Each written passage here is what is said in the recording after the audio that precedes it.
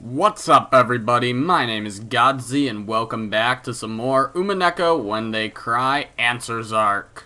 Last episode, we continued with chapter/episode 5. Still used to saying chapter, but you know what I mean. End of the Golden Witch. And we finally met Erika. And her name sounds very, very similar to Rika's name from Higurashi. I don't know if that's another parallel, especially since Bernkastel implied that Erika is some piece that she made, and Bernkastel already has that weird connection to Rika. I don't know. There's questions. Hopefully they'll be answered. Maybe. Who knows at this point. But yeah, from what I can tell, no one really had any gripes with my Erika voice. In fact, I got one compliment about it so far, even though she hasn't really done much. She's just kind of talked very quietly and calmly, I guess, and it is implied she's gonna fucking lose it or something at some point, or at least be a lot more emotional. I don't know exactly how. She might go full-on psychopath, but she might just be like, holy shit, I am very angry now, or something like that, you know?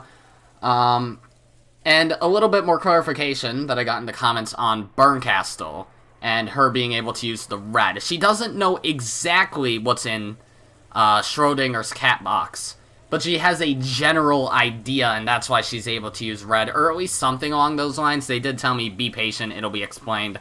So, alright, I will do that. There was another thing. Oh yeah, the secret language thing that I mentioned at the beginning of last episode. Yeah, that's exactly what I thought it was, a secret language. It's called Rot 13 or something like that. I don't know if that's like if that was created by the Umineko community, or if that's like an already existing thing. I'm not going to look it up for fear that there will be some form of translation or explanation on it, because as it was explained to me, it's used to hide spoilers from readers. So, okay, that's cool. That's actually really neat, and I've never really seen anything like that from other communities, so props to this community for thinking up something like that, assuming it was created for this, or if it's just even being repurposed for this. Props. But either way, let's get back into this. I'm surprised Jessica's old clothes suit her so well. Kumasawa made the decision on her own to use Milady's old clothes. Please forgive her. The clothes Erika wore were Jessica's old formal attire. That's a weird formal attire. Though the guest possessed a dignity that would put most adults to shame, her body was still physically similar to a middle schooler's. Just like I thought, she looks like a middle schooler, but she's implied to be in high school, so that's something. Or at least high school age.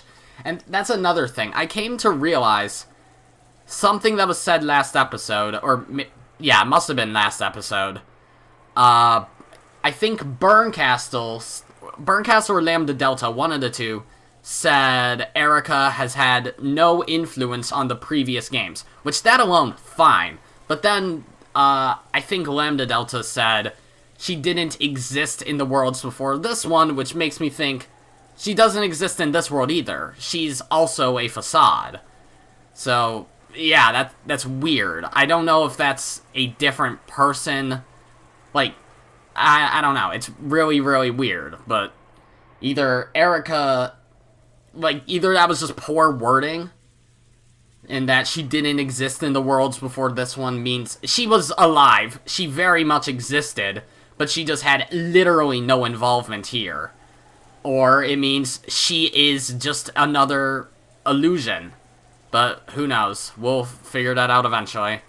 I'd assume, at least. Jessica's old clothes fit her perfectly. Not to worry. They match this guest perfectly. If she likes them, we might even let her keep them as a sign of friendship. Certainly. Thank you very much. Have you contacted the police and her family? Yes. They seem to have been quite distressed. Maybe I'm wrong. By the way, our guest really was involved in an accident, right? She herself said she fell from a boat as it was returning to port. Is there anything to back up that claim? I checked with the Coast Guard. It seems she fell from the rear of a pleasure boat, unnoticed by the others on board. We don't know the exact location she fell from, but it was probably somewhere near this island. It was foolish to play on a boat with such a bad weather forecast. However, is it really conceivable that she nearly drowned in nearby waters and drifted to this island? It is not impossible. Tales of drifters washing ashore exist in several of the islands around this area.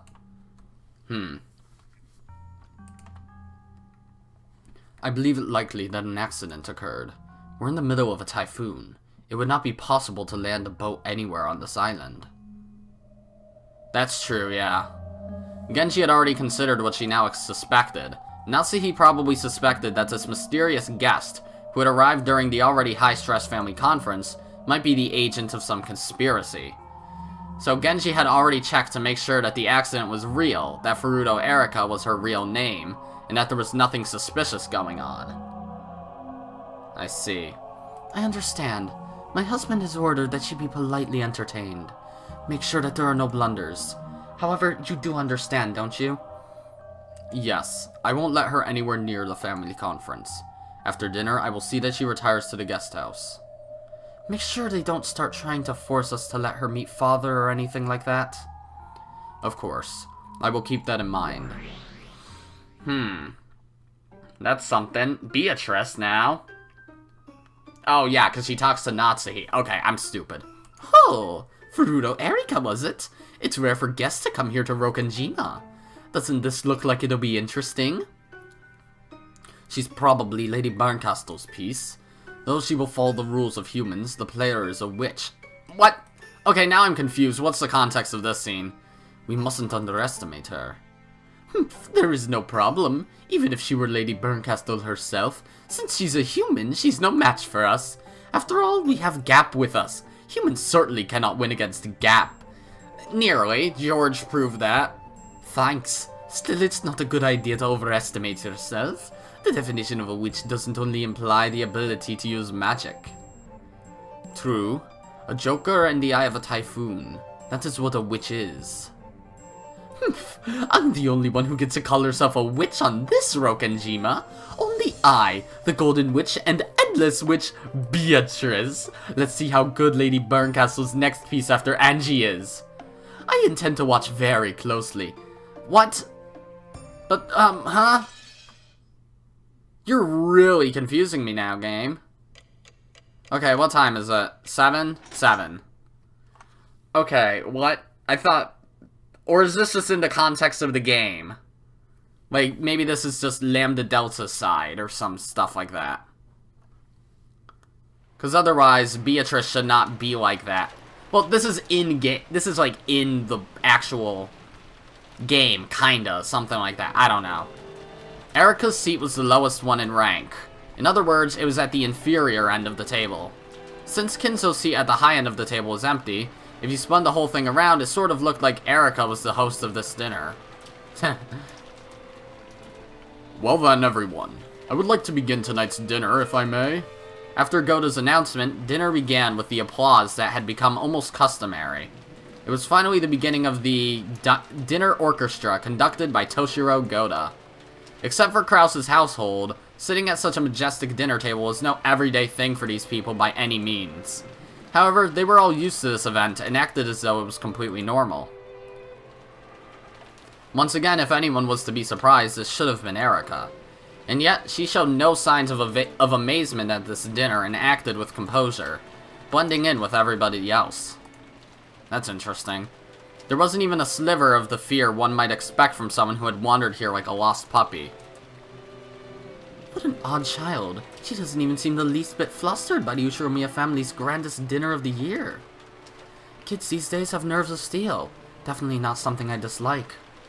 Is Furuto used to meals such as this one? She seems to be quite composed. No kidding. She looks really experienced. Heck, I still get confused about which fork I'm supposed to use next. So would I. Was it this one or this one? Without showing any confusion over the line of utensils in front of her, Erika gracefully ate her— oh no. I'm bad with French words. Hors d'oeuvres? I don't know. Hideyoshi had started joking around with her, gripping a fork in each hand. Of course, the president of a company in the food service industry like Hideyoshi obviously knew his table manners. However, thinking that Erika must be nervous over this dinner, he had intentionally spoken with a comic tone of voice. Okay. Bit more read on her character, just from this face. She looks very smug there. Like she knows something that you don't. You just have to start on the outside and work your way in. If that's a pain, then just ask for some chopsticks. If you're Japanese, you've got to love chopsticks. Chopsticks are so great! Just one pair of those, and you can deal with any kind of food. As soon as she began talking about chopsticks, her eyes started glittering. The smile she now showed for the first time was far different from the dignity she'd displayed before. More like something you'd expect from someone her age. But even you would use a spoon for curry and rice, wouldn't you? Oh, wow, okay. Fangs, even. Okay. This is more like a weird combination of Bernkastel and Lambdadelta from what I can gather of her so far. Just make it a donburi bowl. Is there anyone who eats beef bowls with a spoon? Of course not. For the Japanese, it's absolutely, positively, totally chopsticks. So, Goda, would you mind bringing me some chopsticks? I want to show everyone how a true Japanese person should eat, without any shame. By the way, what are we eating next? Unfortunately, that would be soup. As she imitated a shrugging gesture, Erika winked at everyone. Wahahahahahaha. I'd like to think that's just 3 Hideyoshi's laughing at her. Okay. Of course, no one was laughing at her. She obviously knew that soup came after hors d'oeuvres in a full course meal. Furthermore, Erika had noticed both that she'd been performing too perfectly and creating a sense of tension, and that Hideyoshi had tried to break the ice because he thought she was nervous. That's why she started acting a little childish and lighthearted, acting out the part of a guest enjoying a harmonious dinner. Pretty soon, not only Kyrie, but everyone else caught on.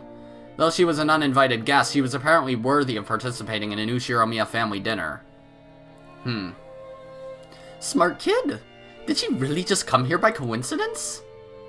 Don't tell me you secretly called your illegitimate child to today's family conference, Kraus. It seems she even has the smarts to brighten the mood. And her manners are simply wonderful. It wouldn't be bad at all to have this girl as a daughter. Jessica just starts glaring at Kraus.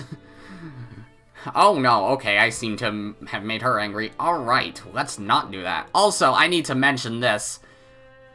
Secretly called your illegitimate child to today's family conference. Eva, either that's quite a convenient joke, especially with that phone call that Natsuhi got, or, nah, I doubt she has anything to do with that thing. That's pretty cruel. Where does that leave Jessica? That's mean, Rudolph. What's wrong, Jessica? Headache? What the fuck? 4 updates are ready to install. Get out of here, Dell. Ugh. I get the feeling my reputation's taking a dive. Well, if you're a daughter of the head family, you'd better not let her beat you. Try using those table manners and dignity Aunt Natsuhi's always training you with and fight back. I wanna see table manners. Ew. Wow, that's... Okay, I get you're a kid, Maria, but that's still a really weird thing to get excited about. What am I saying? This is the, 9-year-old girl who's obsessed with the occult and witches. Hey, jumping around is bad manners. Come on, Jessica. Show us how it's done. Sure, of course. Jessica straightened up so much it looked like someone had poked her back with a pole. She had good posture, but it somehow lacked elegance. She looked, well, kind of like a triangle ruler. She sat at attention with her gaze fixed straight ahead, tried to bring her food to her mouth despite this, and failed miserably. Dad, who was sitting next to her, suddenly realized that something was up. What's wrong, Jessica? Stomachache? Jessica turned bright red. Ah, sorry, I can't help myself. Was that supposed to be quoted? We laughed our heads off. Jessica protested, still bright red. Aunt Nazi scolded us for being too improper. As she do. Well, no matter how much we try to smooth it over, we are who we are. Thank you, Kesha. We couldn't pretend any longer. Still, that laugh really did help us to relax. We were so concerned about the guests getting nervous, we'd gotten even more nervous ourselves. Our chatter from the center of this long table spread to both ends. and ultimately, the dinner went even more smoothly than usual. Well, that's good to hear. No letter? Well, there's probably a letter, right? With some delicious cheese and coffee, our peaceful meal came to an end. Goda won unanimous acclaim and was praised for his skill by all present. After a short period of harmony following the meal, it was decided that we would return to the guest house. Normally, dinner tended to have a very dark atmosphere about it, and the adults would often keep that mood as they moved straight on to the family conference. However, perhaps because this year's dinner had been oddly peaceful, everyone decided to take a break, the adults included. After eating, taking a bath, and relaxing while watching TV, I wonder if they'll gather again in the mansion with all this rain and resume that high-tension family conference of theirs. I'd rather not think about it. Apparently, Aunt Eva was getting really worked up, trying to convince the rest to start the family conference right away, but it didn't look like many people agreed with her. They would probably call it quits for tonight. Since they had guest house duty, Goda and Kumasawa were chosen to guide us to the guest house. It's gotta be tough for Goda. Even after making and cleaning up such an extravagant dinner, he also has the late night shift at the guest house. I heard that Kumasawa, old as she was, would be going to sleep soon. It seems she was assigned a spare room. Allow me to guide everyone to the guest house. Erika, a room has also been prepared for you. Thank you very much. Why not rest a bit? Are you sure you feel okay? That's right. I'd totally forgotten, but you nearly drowned and floated here, didn't you, Erika? You'd probably be better off taking it easy and getting to bed early tonight. I'm perfectly fine. On the contrary, I'm so nervous and excited that I doubt I could get any sleep. Ooh, then let's play. Let's all play together. Let's play cards. Maria latched onto her, giggling. This lack of restraint peculiar to youth was very much like Maria. However, we really should be concerned for Erika's physical condition now. Maria, why don't you play cards with us? Erika is tired. I like cards too. Please let me join you after I've had a short break. Oh, alright. I still feel weird doing the Maria voice after so long of not ever doing the Maria voice. Who's that? Ah. As she passed through the lobby of the entrance hall, Erika stopped walking. When we saw what she was looking at, the rest of us also stopped. Oh, that is the Golden Witch, Beatrice. The Golden Witch. What are you doing, brats? Go on ahead and head back to the guest house. Dad, Kyrie, Aunt Eva, Uncle Hideyoshi, and Aunt Rosa all came over. The entire guest house party had gathered. However, Erika's gaze was captured by the portrait of the witch, and she simply stared at it for a while.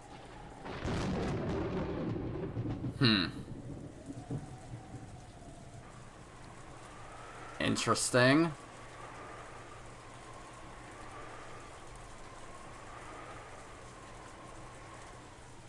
Yeah. Okay, this must be the conference or something. Yeah, supposedly Dad has a stash of hidden gold worth 20 billion yen. Don't know who's saying this. And this epitaph shows you where that gold's hidden. Maybe Kraus? Perhaps it was too early for them all to disperse into their individual rooms, because the relatives who had returned to the guest house all gathered on the first floor, continuing their chat. The topic was the witch's epitaph, which Erika had taken an interest in. It really is a fascinating riddle. He stuck it out in a place where anyone could see it, challenging her intelligence. I love that kind of challenge.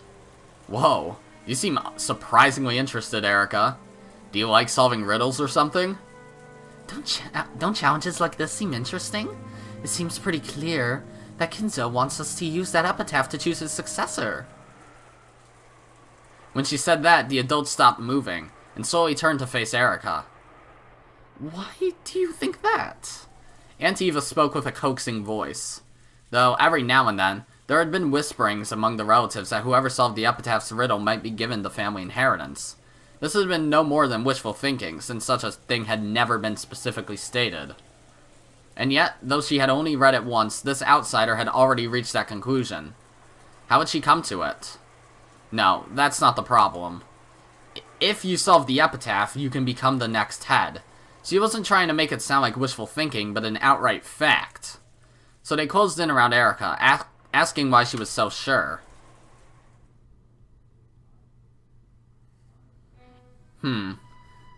Yeah, she seems very smug, just in general. It's fairly common for an extremely rich person to relinquish his or her wealth to the solver of some sort of riddle. Furthermore, Kinzo didn't publish this epitaph in a newspaper, but also displayed it in his mansion. That means the riddle is directed at the people in this mansion. You're right. Since it's inside the mansion, there's no way for someone who can't enter the mansion to solve it. So that means Grandfather's been challenging the people here. Good. Well thought. Just by the simple fact that the epitaph's inside the mansion, it's possible to figure out that much. At first, this Furuto Erika girl seemed to be the fairly silent type, but that apparently wasn't the case. As she grew excited by a challenge to a game of wits, she became much more talkative than I'd imagined. I see. Well, it does make sense that an epitaph inside a mansion would be there so the people in that mansion could read it. But can you really be so sure that the one who solves it will be given the headship too? If the treasure gained by solving the riddle were something small, I wouldn't even have considered that. That's right. The hidden gold is worth 20 billion. You might consider that gold itself to be the wealth of the Ushiromiya family. Probably Erika. Inheriting something like that would be almost the same as inheriting the Ushiromiya family itself. In other words, this riddle of the gold's hiding place, buried within the epitaph, is nothing less than a way of selecting the de facto successor of the Ushiromiya family. The idea that this is not anyone speaking. The idea that the one who solved the epitaph would be chosen as the successor has been passed around by some of the relatives for a while now. However, since it had never been specifically announced, it was nothing more than an optimistic dream. Thinking this, they decided to abandon all consideration of this point until the details were made clear. Erika had clearly declared that this uncertain point was, in fact, true. If one of the relatives had said it, people would have thought it to be merely an optimistic dream. However, when this was declared by a complete outsider, those words seemed even more credible. Everyone remained silent for a while, slowly considering what those words implied. Simply by the existence of the epitaph in that place, this level of reasoning is possible for Furuto Erika. What do you think, everyone? What? Sorry to butt in, but my dad's the successor. Finding the gold would be one thing, but that doesn't mean you get to be the head, right? Jessica thought the treasure hunting part of the epitaph was really fun. However, she couldn't help but let her expression grow bitter once they started talking about undermining her father's position. By using deductive reasoning based upon my theory, it seems likely that Kinzo doesn't want the successor, Kraus, to inherit that position too smoothly. Well, why's that? Becoming the head of the Ushiromiya family, with all of the vast wealth it entails, would mean gaining a great deal of influence in a political sense. So under normal circumstances, the succession should be overseen rigorously, without letting any element of chance creep into the equation. That's right. It happens a lot in those stories about Sengoku military commanders that my husband loves. When there are multiple candidates for the successor, it usually results in an internal squabble. That's right. That's why it's important to clearly specify a successor, so you can avoid any trouble. Sometimes there's even a purge of all the competing successors. The Sengoku commander Hideyoshi admired, Toyotomi Hideyoshi, made his son-in-law Hidetsugu commit seppuku. But it was rumored that he might have done this to make Hideyori, who was his real son and born after Hidetsugu, his true heir. In other words, naming a successor was a way to make it generally known that a single, unique person would be acknowledged by everyone, and a way to remove any chance of another person becoming an opposing candidate. Good. That's exactly right. The only purpose for an epitaph like that would be to cast doubt on Kraus's position as the successor. In other words, if Kinzo wanted Kraus to become the head smoothly, he'd have no reason to go out of his way and display something so dangerous for all to see. That's right. If you spin the chessboard around, you certainly could say that. It would be odd if he handed over the position of the head normally, but only handed over the 20 billion yen in gold to the person who solves the riddle. Is she still talking? Because her sprite changed, but there's no quote. Huh. I'll just assume she is. Kinzo would pass on the title of family head, but he would only give up the 20 billion yen in gold to the person who solved the epitaph. You really couldn't call this passing on the headship in the truest sense. That's how it is. By this theory, we are able to doubt whether Kinzo truly acknowledged Kraus as his successor. Simply by the existence of the epitaph in that place, This level of reasoning is possible for Furuto Erika. Is that just your thing, saying that? What do you think, Jessica? Yeah, you're super smug, aren't you? What the hell? How do you call that reasoning? That's bullshit. It's screwed up. Jessica let her emotions lay bare and glared at Erika. Erika, on the other hand, looked exceedingly calm with an expression that said, well, that's just the truth, right? I see. It looks like table manners aren't the only way this girl is fitting for the Ushiromiya family. It seems she really does match the family, even when it'd be better if she didn't. Okay, take it easy, Jessica. And Erika, let's leave it at that for now. Well, we can put all the successor stuff to the side for now. Anyway, there's no doubt that it's father's big question for us. It's 20 billion yen! Maria, what would you use it for if you found it? The Golden Land isn't just gold, it's a sacred place. Uncle Hideyoshi kept trying to force himself to chuckle and improve the mood. Everyone else tried to play along, but Jessica's mood didn't get any better. So, Erika, would you like to have a go at the Epitaph's riddle? Yes, my little gray cells are itching to get started.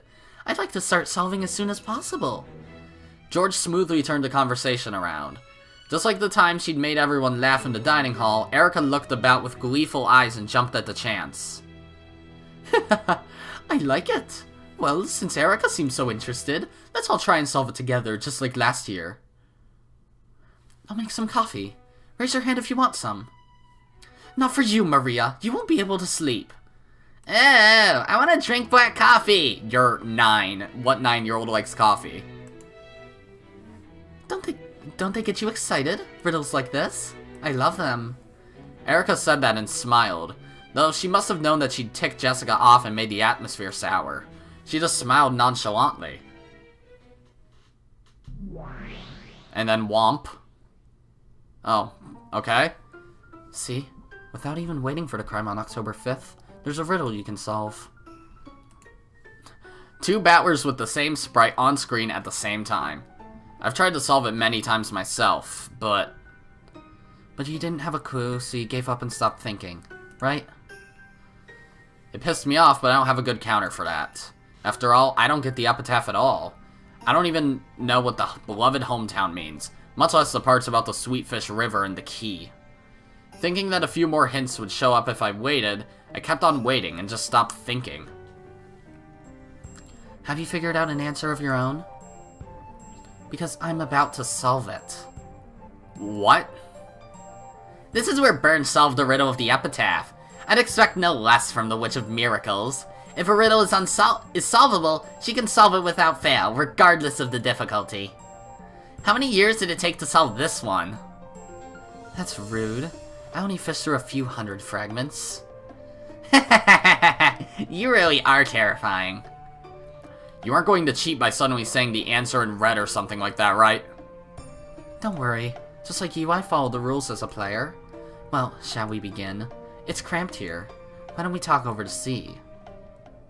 What? Okay, don't get queasy, Battler. What do you mean, the sea? Oh no. I thought the whole world had turned pitch black, and the next moment I was struck by a strange floating sensation. This must be what it feels like to suddenly have the floor drop from under you, sending you into a bottomless pit. Oh my fucking god, what is this shit?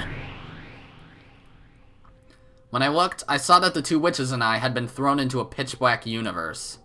In this space, every direction was covered in an endless darkness, and it felt like a limitless expanse filled with countless glittering objects. What the hell? Some people might have likened it to the depths of an ocean where innumerable sparkling fragments drifted. Whoa. Didn't she tell you not to get queasy? If you want the concept of gravity, just create it yourself, okay? Come on, calm down and look at us. Come on, don't we look like we're just fine? Believe that your feet are on the ground and that you're being controlled by gravity. If you do that, you'll find your equilibrium. Yes, the 2 witches are standing normally, as if their feet were planted on transparent pieces of glass. I'm the only one floating about like someone in a rapidly plummeting elevator. When I saw that they were doing just fine, I started calming down, figuring that there was no need to be scared. Then, just as Lambdadelta said, I gritted my teeth and kept telling myself that there was a place to stand here and that I had to stay calm. Whoa. Very good, very good. What's your name? Ushiromiya Battler. Who else do I look like? Okay, you mustn't lose your will, emotions, or form. After all, this is the ocean. If you lose your purpose, you'll fall into the depths of eternity and become a scrap of ocean seaweed. Be careful! I don't get what Lambdadelta's saying, but I should calm down for the time being. It seems that I regain my equilibrium the more I calm down. This is really odd. Gradually, that weird floating feeling, like I was falling forever, began to disappear. It still felt strange, like trying to stand up straight at the bottom of a deep pool, but it was much better than before. Then let's begin. I'll weave together some fragments for solving the riddle of the Epitaph.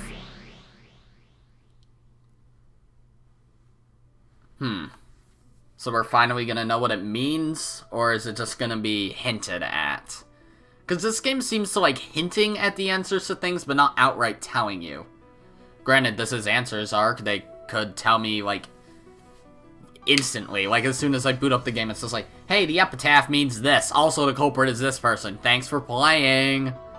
Bernkastel opened both of her hands. Then, like a planetarium, all of the fragments throughout this empty space began to spin, leaving tails behind them. The expression planetarium might have been surprisingly fitting.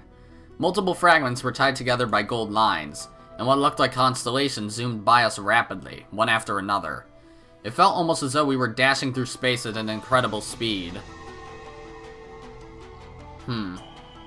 Then, with tails of light drifting behind them, several brightly glowing fragments swirled around Bernkastel. It looked almost like she'd created her own solar system, with her as the sun. That solar system surrounding Bernkastel grew to a radius large enough to swallow us up. And every once in a while, one of those satellite fragments zoomed right past me. Oh, whoa.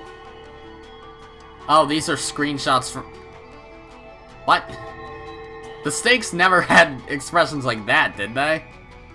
But those seemed like they were all scenes from Questions Arc. When those fragments passed by me, it felt as though some kind of memory welled up inside me. So I sensed it. These fragments are probably like a crystallization of memories. They aren't memories. They're fragments of worlds. Well, I guess they might feel like memories to you. Then let's begin. Let's start with this fragment. One of the satellites in the solar system was slowly sucked into an inward trajectory with Bernkastel at the center. After drawing a spiral and approaching her, it settled down on the palm of Bernkastel's outstretched hand. Then it glittered brightly, painting over the world with pure white.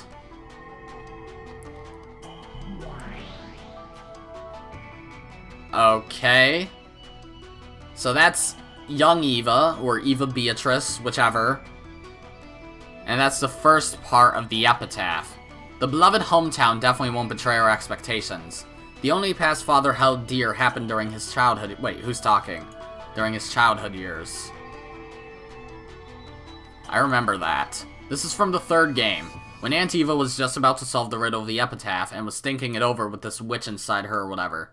Oh, so that was young Eva saying that. Or maybe Eva. I don't know. That's right. And from these thoughts, she made her way to the correct answer. In other words, this fragment shows a vital hint for reaching the truth. It means that this theory is not mistaken. So, you're saying we should assume this beloved hometown isn't a metaphor or anything like that, but the place grandfather actually spent his youth? That's right. And at the very least, it isn't Odawara. Huh. Odawara is definitely where he was born, but I don't think that's the hometown he loved. I imagine all of us siblings have the same place in mind. Right. This probably isn't Odawara. From what I've heard, he had a very fun time as a youth. That's right. Aunt Eva and her siblings said it wasn't Odawara. And not only that, it looks like everyone guessed where grandfather's hometown was. Right. And annoyingly, the actual location isn't spoken of in any of the fragments. Well, duh. If I told you that, there'd be too many hints. If it wasn't a hard riddle, there'd be no point to it. Uh-oh, that's a hint too. What? Where is this hometown of grandfather's? We can't even start if we don't know that. You mean you couldn't start, so you stopped thinking? Since it had to be a place where he could have lived, the number of possibilities is limited. Well, this is the toughest part. You were the witch who could certainly solve any riddle that can be solved, weren't you? So you took these limited possibilities, in other words, everywhere on the earth, and considered every single piece of land that grandfather might have lived on? That would work too, but that way no amount of time would be enough. So I needed to take some more hints into consideration to wring out the answer. Didn't you say it yourself? You said it didn't have to be a river with water flowing down it. If the word sweetfish is too complicated, why not forget it? Think of a river. A river. Linking it with a family tree wasn't a bad idea. Try thinking about how to link a river with something else along those lines. Huh. A Sweetfish River running through the hometown. However, this river isn't truly a river. Eva thought of something else, something that could be linked with a river. A family tree. Sure, but if it isn't a river, then why the Sweetfish? Think. A river that runs through the hometown, but it isn't a river with water running down it. Something that can be likened to a river. A family bloodline? Behold the Sweetfish River running through the beloved hometown. Eva knew where the hometown was, so she could forget about the Sweetfish hint. However, since we don't know where it is, this could be a hint for us. Oh, and that's where they almost shot at each other. I worried too much about the Sweetfish River. The Sweetfish part didn't really matter that much at all, did it? That isn't true. It was an excellent hint, wasn't it? Well, of course, maybe there was no need for it to be Sweetfish. Huh. What are these sweetfish? If the river isn't a literal river, then of course sweetfish probably doesn't mean the kind of fish that swims. Huh. Yeah, and on top of that, Rosa tossed it aside, saying that sweetfish weren't that significant. On the other hand, Eva said it wasn't important for them to be sweetfish, but that was still an excellent hint. In other words, the sweetfish is a key to make you think of something else. If that something is a different word, but a word that sweetfish makes you think of, then Eva's line about how it probably didn't have to be sweetfish makes sense. What? From these thoughts, Aunt Eva formed some theory, went to the library, looked through some books, and verified that she was right. In short, Aunt Eva formed some theory about the true nature of the Sweetfish River running through a hometown. Then she opened a certain book to determine whether that theory was correct or not. In other words, this theory was something that could be verified through some kind of book. Also, after she figured out what the Sweetfish River was, she figured out the rest of the riddle very quickly. Good thinking.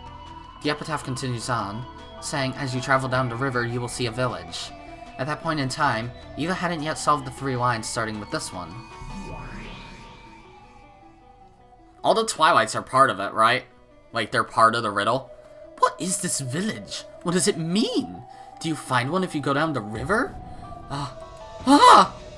Right before my eyes, the piece that I hadn't been able to understand at all began to snap into place all by themselves. I couldn't even remember to close my open mouth. My throat grew completely dry. Is it really okay for this to be the answer? Really? Really? Me confused. So, if we figure out what the Sweetfish River running through the hometown is, that leads us directly to understanding the as you travel down the river, you will see a village stuff. And then we get the key to the Golden Land. Correct. And we know that because even Eva didn't know what the village meant until she checked the book. Damn it. Just what is this book? But this isn't 6 characters at all. I'm absolutely sure this is the answer, but this doesn't reach 6 characters at all. Did you stop thinking again?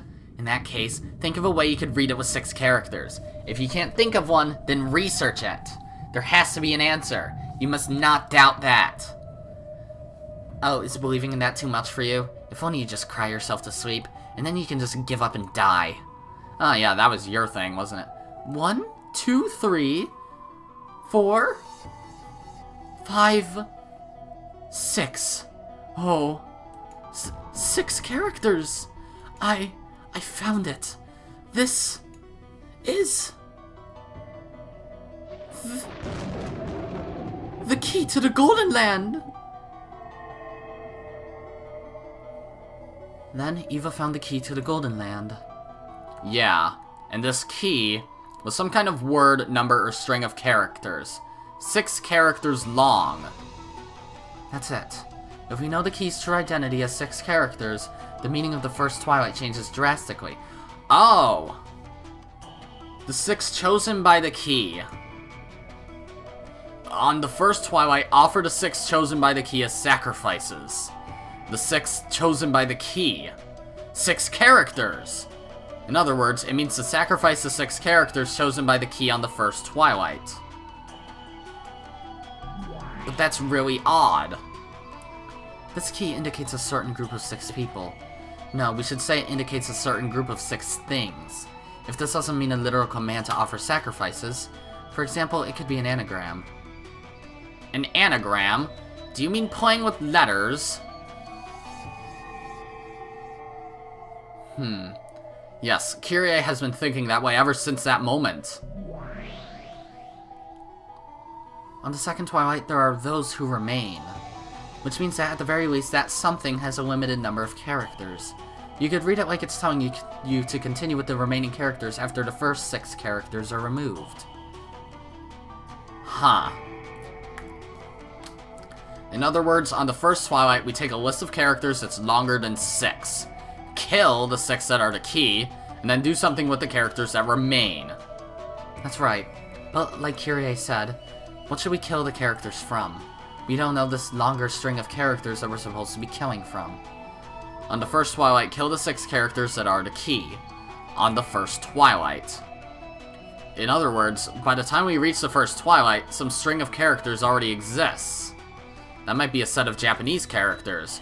But knowing Grandfather's taste, could it be something in English? I hope so, otherwise I won't understand what it means. The first Twilight has more than 6 characters, even though the Japanese phrase has just 4. Okay.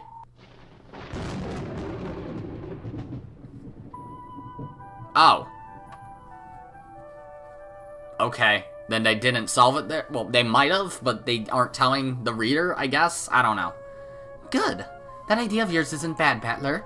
We can interpret the 6 sacrifices chosen by the key as a string of 6 characters. Or they're still talking about it here. I think it's a very clever concept. That way, the key doesn't necessarily have to be key-shaped. I've also considered the possibility that it's an anagram. Come to think of it, you did say something like that before. But in that case, where do we take the 6 characters out from? That's right! Since we're taking 6 characters out, it must be at least 6 characters long.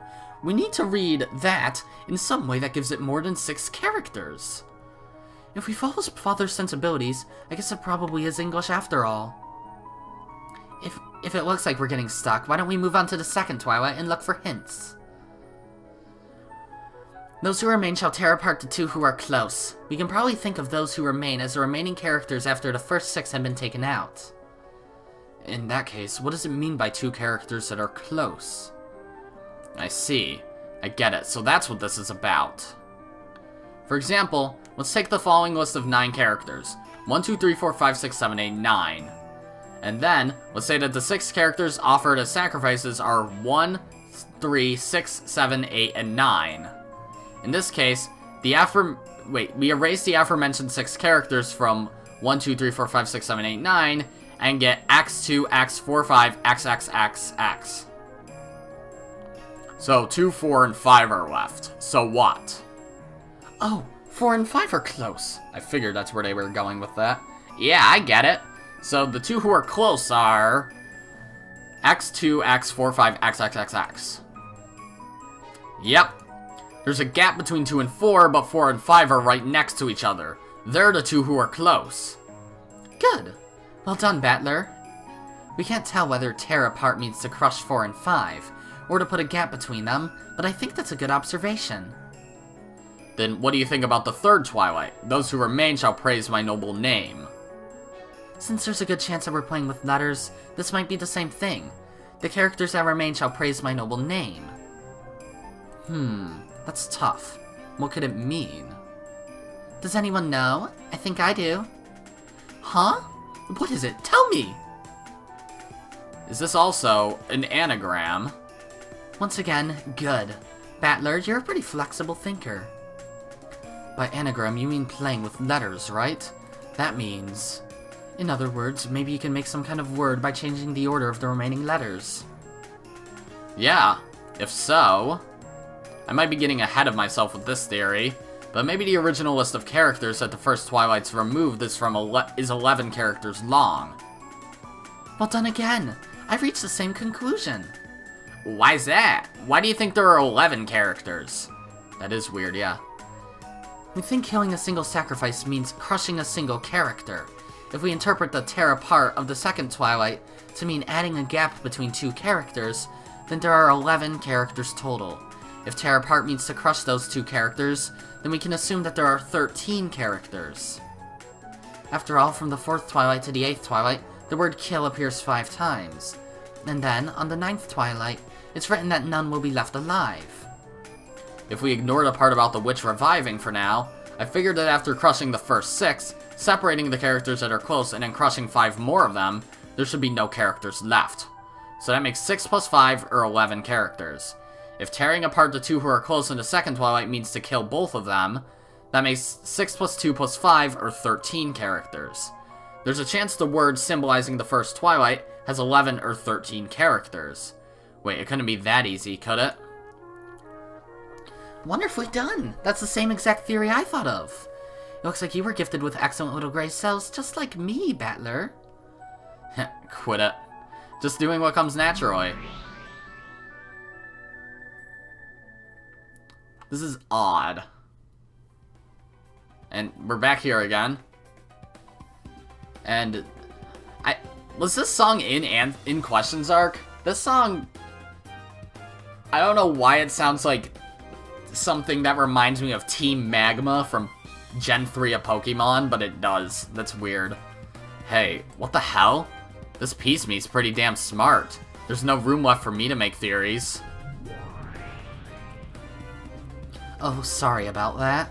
You weren't around at this point, so I just controlled your piece for you. Isn't it nice how smart I made you look? You look smarter when Burn's playing you.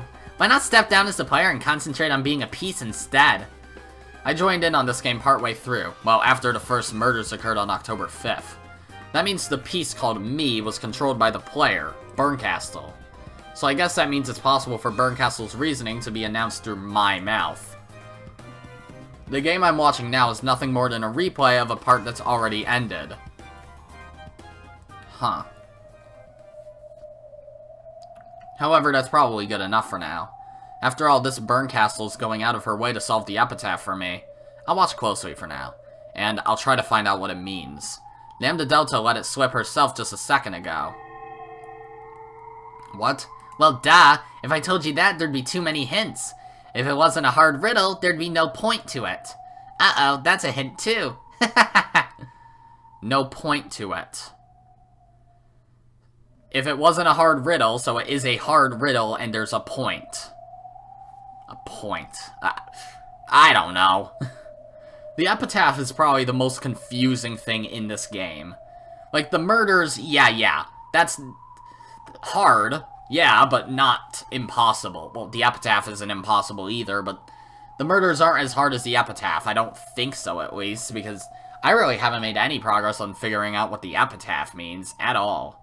Even when I reread Questions Arc, I considered it for a second. It was just like, you know, fuck it. It's a little difficult. I'll probably figure it out eventually, though, I guess. This theory about Grandfather creating the Epitaph in order to choose a successor isn't bad at all. Erika and Bernkastel's logic is extremely reasonable. But that's only if we assume Grandfather was the one to create it. He was probably alive at the time the Epitaph was displayed. But of course, Grandfather is already dead by 1986. And in the games up until now, Beatrice threatened us repeatedly with letters, saying that the only way to survive was to solve the Epitaph, and trying to force us to solve the riddle. In other words, it was Beatrice's intention, her hope, that we would try solving the riddle of the Epitaph. The epitaph's so confusing that, in most cases, the relatives never seriously tried solving it until the threatening letters started to arrive. That's why Beatrice fired the starting pistol that made us take a go at it. Why is Beatrice carrying out Father's will after his death? Like the theory proposed in the first game, is Beatrice really Grandfather's confidant, who's following his orders even after his death and trying to select a successor with the riddle of the epitaph in Grandfather's stead? If she did that, it would mean Beatrice really was Kinzo's trusted underling, the family alchemist she claimed to be in that letter. After Grandfather's death, Beatrice managed the 10 tons of gold and took the title of alchemist. She was entrusted with the epitaph's riddle, and without ever embezzling the gold, she waited for a human fitting to be the successor to appear and solve it. And if that human didn't appear within a set time limit, would that be game over? Certainly, Aunt Eva, who solved the riddle in the third game, became the only survivor and automatically the final head of the Ushiromiya family, inheriting everything. Up until now, no one has ever survived past October 5th except Aunt Eva, the one who solved the epitaph. That was the only case where Beatrice let anyone survive. Is Beatrice's loyalty to Grandfather the thing that drove her? Was she so loyal that she faithfully carried out some terrible order to kill everyone if the epitaph wasn't solved? I must not stop thinking. Don't stop thinking. Don't stop believing! Don't just think of the riddle itself. Think about why it's significant. Why is Beatrice telling us to solve the epitaph? Why is she making us solve such a confusing epitaph? If Beatrice makes us try and solve this epitaph we have no real chance of solving, and by some lucky chance a miracle occurs and someone is able to solve it, what significance would that have to her? I don't know what such a miracle would be worth to Beato. Huh. A thought just came to mind. Eva did solve the epitaph in the third game. And she also committed murder on at least Battler. That's at least the one character we know for a fact she killed. Even though it's very, very almost in stone likely that she also killed Rudolph, Kyrie, Kraus, and Natsuhi, maybe Hideyoshi on accident. And, well, probably Rosa and Maria also. But at the same time, it's hard to think of that. Like, that whole parallel. She's the only character who has been confirmed to kill anybody in any game. And in that same game, she was the only person to solve the epitaph. In fact, she was the only person to solve the epitaph at all in this series. As a piece, at least. Bernkastel, Lambdadelta, Beatrice, Kinzo, they probably all know. So that makes me think maybe killing does have to do with the epitaph. Like, maybe it is meant to be taken literally. And it's the only way to survive. Like, behold the Sweetfish River running through my hometown. Like, maybe my beloved hometown, maybe it is meant to be written from the perspective of Beatrice. And maybe the hometown would be, in this case, Orokanjima. And you would have to go down a river to escape what is assumedly a bomb on the 10th Twilight? Maybe? I don't know. Anyway, until we figure out the first Twilight, we'll have to give up on the rest. We tried looking at it from several different angles, but in the end, we got stuck there and made no further advances. Mumfwa. Oh, Maria, okay. Maria let out an extra large yawn. This caused several other people to yawn. We'd been using our heads so much that everyone had gotten a little sleepy. Jessica, who'd been silent and irritated the whole time, quickly stood up. I'm going upstairs with Maria. We'll watch TV or something. Okay, I'll go up too. Hey, why don't we all play cards upstairs? When George proposed this, Maria completely forgot about that big yawn of hers and started jumping around, insisting that she wanted to play cards. According to the clock, it was already 10 at night. Holy shit. It was already about the time you normally take a bath and get ready for sleep. Even the adults seemed pretty weary from traveling. We decided to continue this later and went our separate ways. Will you play cards with us too, Erika? I appreciate the sentiment.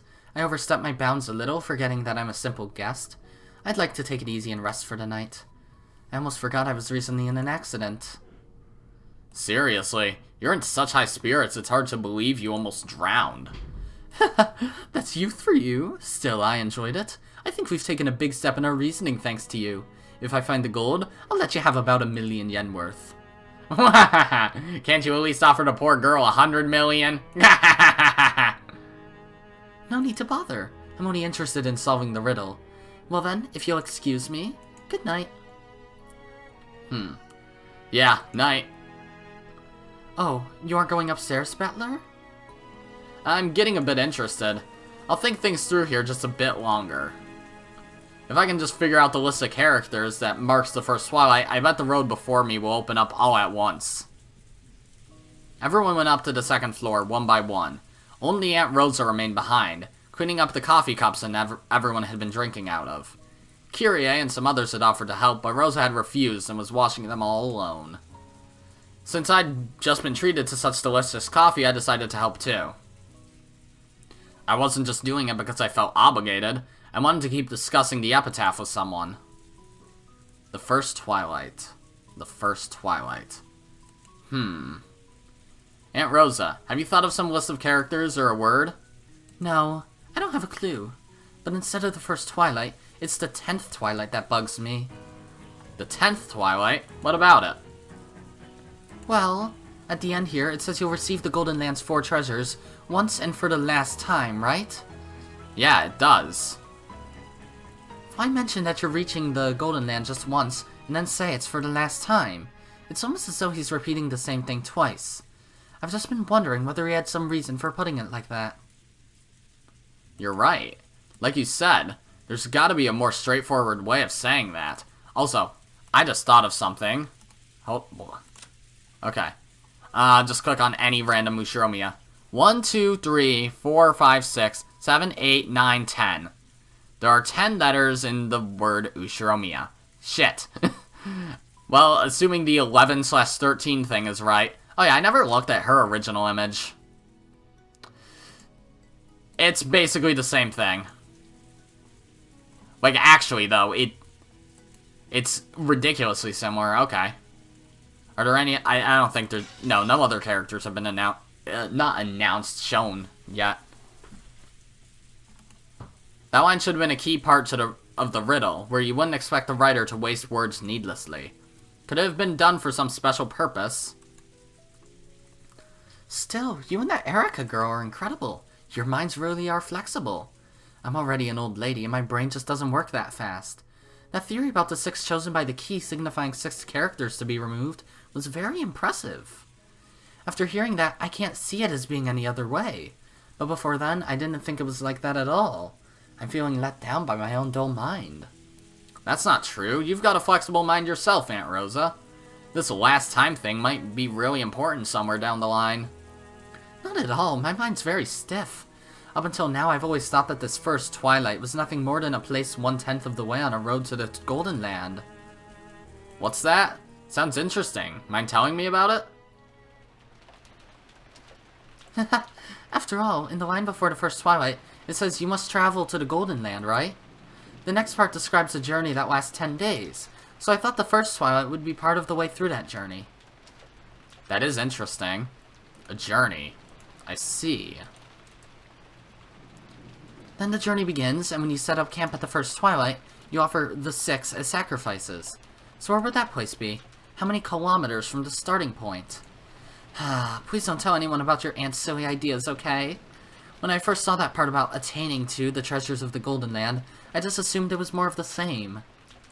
Typically, attaining treasures would mean obtaining them, but I thought it meant reaching or arriving at someplace 10 days away from Father's hometown, where all these treasures might be found. Are you kidding? That's a brilliant idea. And the first twilight is the first stop on that 10-day journey. The name of that place might be the key to moving forward. For my 10-day theory to work, you'd have to know both the start point and the end point. I know the start point. I know the hometown Father loved. The place Father spent his time when he was a boy really is far away. But the problem is the goal, the Golden Land. What does that really mean? If we don't know that, my theory gets us nowhere. I've been stuck at this spot for a long time. But after listening to your reasoning today, I've realized what an embarrassing mistake I've been making. No, I think that's still an interesting idea. A start and a goal, a 10-day journey, and a place reached at the very first twilight. Believe it or not, I think you might solve this one easily, Battler. If you do solve it with your aunt's hint, share some with me. Even 5% would be great. It's a promise. Despite being my aunt, she gave me a smile and a wink which would have made a man's heart jump. Pfft. As I helped her wash the coffee cups, I kept pondering the Epitaph's riddle in silence.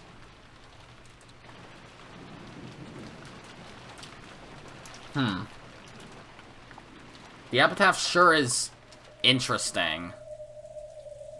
Even though it's hard to figure out exactly what is going on with it. Alright, so I think this is where I'm gonna end today's episode. We're not at the end of a scene, but it was a relatively long transition, and I tend to count those, so whatever. That's gonna be it for this episode, guys. If you liked it, be sure to press the like button, and if you didn't like it, fuck you too. Remember to subscribe, follow me on Twitter, and hit that notification bell to stay up to date on all my videos and stuff. And as always, my name is Godzi, and I will see you all next time. Goodbye!